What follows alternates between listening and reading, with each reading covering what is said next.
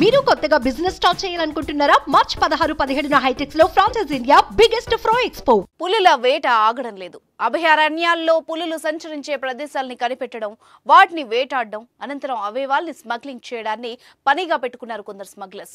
అధికారులు ఎన్ని కఠిన చర్యలు చేపడుతున్నా వీళ్ళ ఆగడాలు మాత్రం ఆగడం లేదు.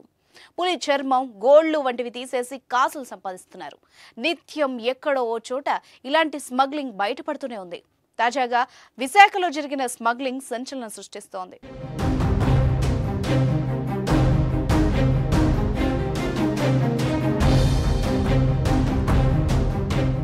విశాఖలోని ఓ హోటల్ సమీపంలో ముగ్గురు స్మగ్లర్స్ ని పోలీసులు అరెస్ట్ చేశారు. వాళ్ల నుంచి చిరుత చర్మాన్ని స్వాధీనం చేసుకున్నారు.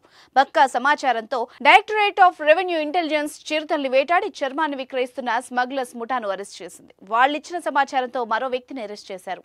మొత్తం నలుగురిని అదుపులోకి తీసుకున్నారు. చిక్కిన నలుగురిలో ఇద్దరిది విశాఖ కాగా మరో ఇద్దరు ఒడిశా రాష్ట్రానికి చెందిన వాళ్లుగా పోలీసులు గుర్తించారు.